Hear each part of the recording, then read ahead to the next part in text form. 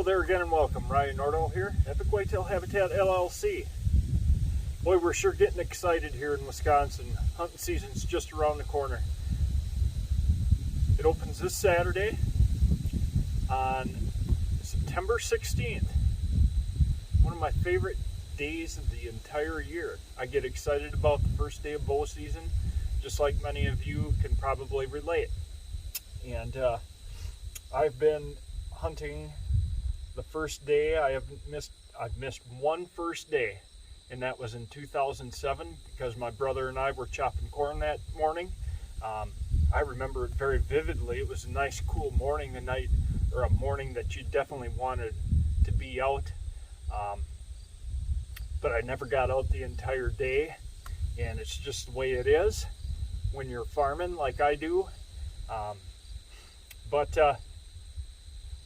you know, we're really looking forward to it. And maybe hunting season's already started in the state that you live in, or maybe it starts toward the end of September, more October 1st.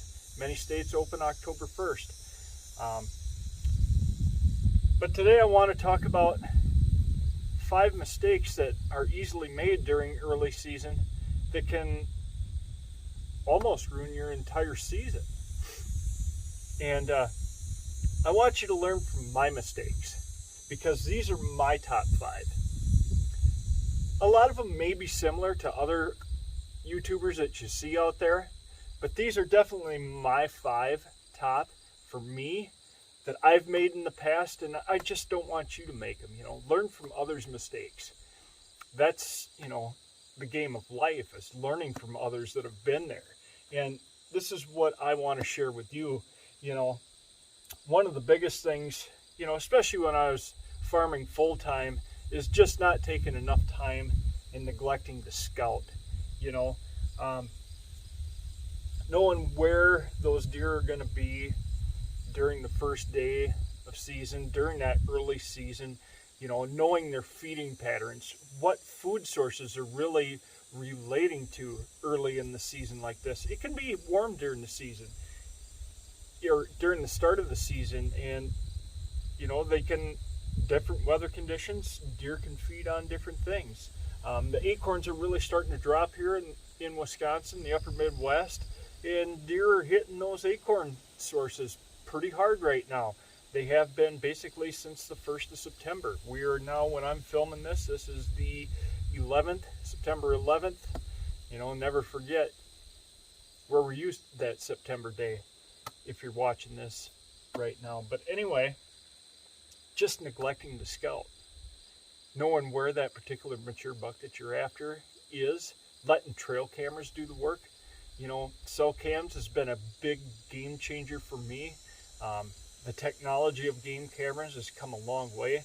You know, I know cell cameras have been out for a while, but man, it's exciting to know that I have a camera planted somewhere that gets, you know, a high concentration of deer by it, and just knowing that, boy, I got another photo or video of this particular deer on my phone. But when I'm looking at my trail cameras and the intel that they provide, I'm looking at the time of day, of course,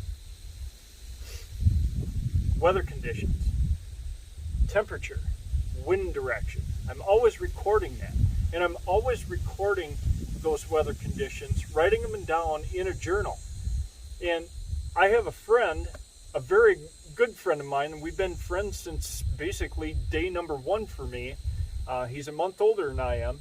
Our dads were best friends and are still best friends. And my buddy, he keeps a journal. He's kept a journal for probably the last 25 to maybe almost 30 years of our hunting career. And he looks back at that journal and he starts to put a pattern together of peak buck movement and everything else, and when it relates to the time of year, the time of season, the weather conditions, temperature, wind direction, all of that. Especially since trail cameras come onto the show. And you can do a lot. Getting out in the local neighborhood, driving around your hunting area. Now this can also relate to those of you that hunt public land. Getting out, knowing where the deer on the public land that you're hunting are traveling to and from, knowing where they bed, getting out there, concentrating on the food sources, be it natural browse, hard mass, and if you're in ag country like I am around here, in some of the public ground I hunt around here, knowing the ag, what's in the ag fields around the public land that I hunt, and even just hunting my brother's farm, hunting here at my home place. What are the ag crops around here? A lot of corn around my house this year. A lot of corn on my brother's farm this year, of course. On our proving grounds, there's soybeans on the south side of the hill on the neighbor's property. That's where a lot of those deer are going early season. But with the drought conditions here this year, these soybeans are starting to dry up a lot earlier than we anticipated. So they're starting to digress from hitting those beans as they're starting to dry up. Now, if those beans remain later in the season, more into late season than anything, then the deer will start relating back to that food source. But knowing what's in my woods as far as green food source from food plots that I plant, any fruit trees, hard mass, chestnuts, whatever, acorns. Like I said before in the beginning of this video, the acorns are really coming on, and that's what the deer are concentrating to. Number 2, not shooting your bow enough. I remember, starting off, and this is probably just being conditioned from my dad. My dad always has said I could take my bow off the shelf in the basement on the first day of bow season, go out, shoot an arrow through, and I'm right on. And I kind of bought into that. I was conditioned to that belief that I could just go down, grab my bow out of the basement or wherever I kept it, go out, shoot, and I'd be right on. Well, it's a whole different scenario when you have an actual live deer at the end of your arrow that you're aiming at, and I struggle with target panic. I have since I started bow hunting when I was 12 years old. So that goes back to 1991. I've killed a lot of great deer with my bow, including does, throughout the years. I don't know how many deer I've killed with my bow, but it's a great number, and I've killed some really good bucks with my bow. But target panic is something I struggle with even to this day. So I'm out shooting my bow at least once a day for about 5 to 10 minutes, taking at least 3 or 4, 5 shots at different yardages, and I'm even taking shots when I practice at longer distances, 50, 60 yards, but that doesn't mean that I'm out when I'm actively hunting that I'm taking that long of shots. I won't take a shot. I'll rarely ever take a shot over 30 yards. And when it comes to my food plot design, my property layout, hunting strategies, I'm trying to come up with shot opportunities that are 25 yards or less. If the conditions allow, if the topography allows, what have you, vegetation, hardwoods, wherever I'm hunting, as long as the conditions allow for that type of shot or less, I'm not taking a shot more than 30, 35 yards. Number 3, sloppy stand, entrance and exit. That's probably the most common thing I see is access. How are we entering a stand? How are we leaving that stand? I hunt a lot of ag that many of you can probably relate. I hunt a lot of ag early in the season, and especially like on my brother's farm. You'll see a lot of that in my upcoming videos. You'll see it in some of my previous videos of where we actually hunt when I say my brother's farm. And a lot of alfalfa. He's going to have a lot of rye this year. When his corn comes off, the deer will be hitting that. But we're going to concentrate our efforts there early this year. We actually put a water hole in there this year on an inside corner of a field that's drawing a lot of attention. And we're there mainly to shoot does and fawns. But when are we going back there? Well, we're definitely not hitting his property for morning stands because it just does not set up for a morning hunt. Very high impact. We know that deer will know that they're being hunted in the morning if we try to get in there for a morning hunt, and we just simply cannot do that. So we've eliminated that thought process of trying to get in there in the morning. So they're afternoon hunts. We've done some hinge cutting in there, in what little woods he does have, to just stack those does and fawns a little bit closer to the afternoon food sources to give us a chance to harvest those deer a little bit earlier in the evenings, potentially stacking those bucks a little bit closer too as well. Just from things that we've noticed here in the last few years, without there being adequate cover around those major food sources, we want to stack those does as close to the food source as we possibly can, giving us an early enough opportunity in the evening, in the afternoon, in the evening. We added that water hole, which I think is going to be a great draw. We're getting a lot of intel off of that water hole. A lot of good early evening activity before sunset and before shooting hours would be up. So we're really looking forward to that spot. I don't know if I'm going to hunt that spot myself, and it depends on the wind direction. When we hunt my brother's farm, we're looking for any southerly wind, be it southeast, directly south, southwest. We can get by on a good west wind as well, but we're really playing tight on our cards when we hunt on a straight west wind.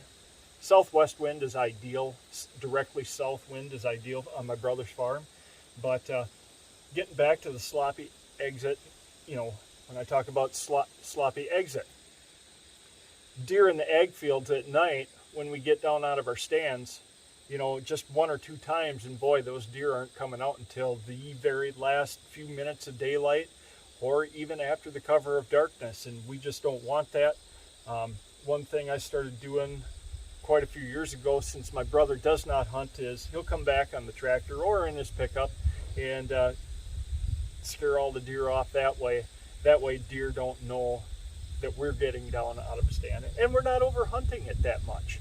One of the worst things you can do is over hunt a stand, and especially go into some of your better stands that are probably more set up for a rut hunt, back close to a bedding area, trying to catch him, that mature buck that you're after, trying to catch him coming out of his bedding area. And that's a strategy that may work on public land, but on private ground, I try to leave those better stand locations like that for the end of October, pre-rut, seeking phase through the primary rut itself. And paying attention to weather conditions and wind direction. Again, wind direction is the most vital part of sun control there is. I have a good early morning stand. I have a couple early season morning stand locations, but boy, if the wind ain't right, I can ruin a hunt, I can ruin a property in just no time at all, and I don't want to do that. Waiting on the weather conditions. Just because the first day is on Saturday doesn't necessarily mean that I'm going to be in there if it's going to be a high of 70 some odd degrees or higher. Extremely hot weather. We're coming off a week that we had extreme heat this past week, just after Labor Day. We were up near 100 degrees here in Wisconsin. Actually, we're at 100 degrees, and in some places it was a little bit warmer than that, and those just aren't ideal conditions. Now, yeah, you can hunt water sources. I get that when it's extreme heat like that. But I just don't want to have to take care of a deer in that hot of conditions. Yes, I've hunted in the past. Go back to 2018, the Captain Hook buck that I shot on the first day. Very warm day when I shot him. It was 72 degrees when I got to my stand at 4 o'clock in the morning, and got up to 95 that day. But that entire week leading up to the first day, he was, sometimes it's impossible to pattern a deer, but he was so predictable. I knew where he was feeding. Every morning he would come up. It was just after legal shooting hours, that 7 o'clock area in the morning. He'd come up, hit the water, go back to bed. It was that way for an entire week. I knew Saturday morning on the first day of bow season that year that I'd be in the chips. And lo and behold, it worked out that morning, and I harvested one of the highest scoring bucks in my life, near 160. And that was a fun hunt. I'd hunted that deer for 4 years of history on him, 4 seasons of history. I think we started getting intel on that deer as a 2.5-year-old in 2016, and I shot him in 2018 at 4.5, and he ended up scoring 158 and 5 ace. And as far as a typical frame goes, that's the largest typical frame deer I've shot in my life, and I'm very happy for it. He resides on the wall in my living room in my house. But that would have been the exception to the rule. I knew his pattern. I had him pegged during those extreme heat conditions, and we put an arrow through him. But would I do that again? Not without a consistent pattern on a particular deer.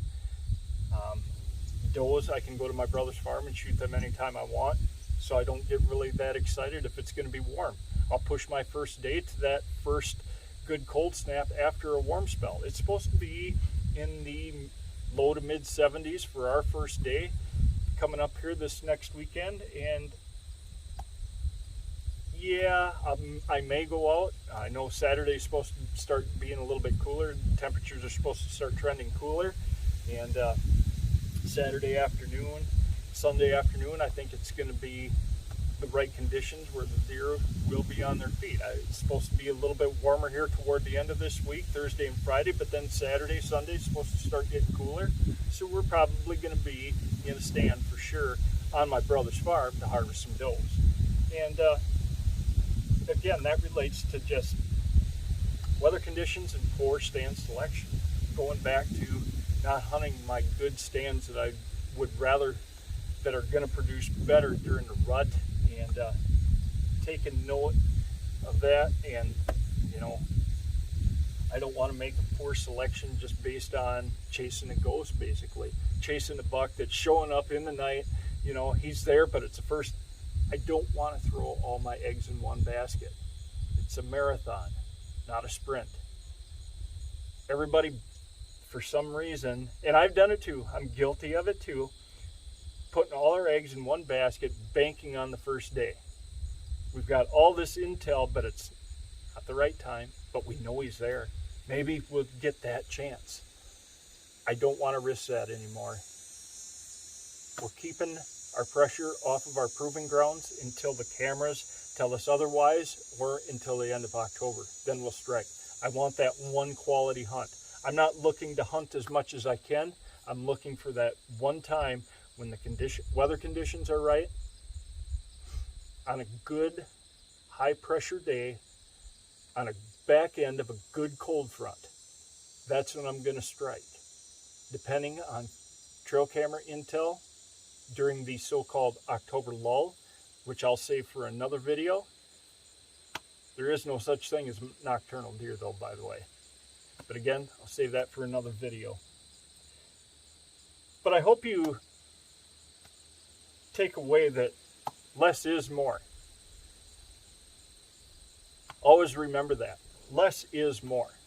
You literally can kill deer by sitting on the couch and not being in the woods. Waiting for conditions to be right. You know, just because the first day of bow season is coming up, or like it is in our state this weekend, or coming up in October 1st, like it is in Michigan, Iowa, and other states. You know, just because it's the first day doesn't mean you necessarily have to be out there either. Being patient. Patience is the key. Delayed gratification.